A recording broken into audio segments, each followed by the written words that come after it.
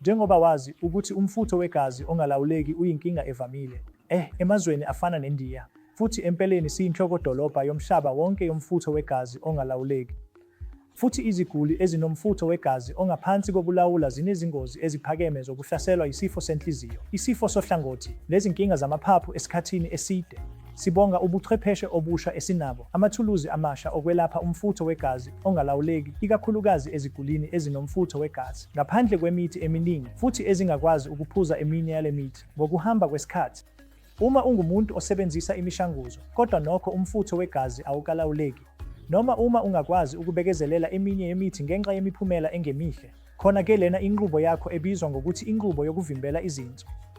Kuyinqubo entsha, elula nephephile, eyenzelwe umfutho wegazi ongalawuleki. Kuyindlela elula kakhulu yokuhlinzwa ngendawo eyenziwa udokotela wezifo zenhliziyo ngokusebenzisa indlela encane yokuhlinzwa esinqeni. Imithambo yezinso iqondiswe ngokwenza i-radiofrequency ablation ngokudlula ishubhu elincane elibizwa ngekhathetha, okwenziwa ngaphansi kwe-anesthesia yendawo.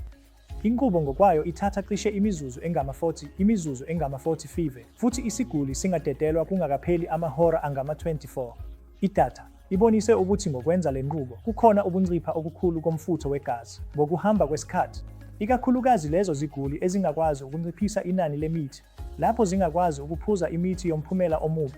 Futhi ngokwenza le nqubo, ukugwema izingozi zesikhathi esizayo zokuhlaselwa yisifo senhliziyo, isifo sohlangothi, ngendlela ephephile kakhulu, futhi kunezinkinga ezimbalwa kakhulu, futhi akukho zinkinga ezinkulu ezibalulekile ezivela kule nqubo, futhi isiguli singaphuma esibhedlela kungakapheli amahora angu-24.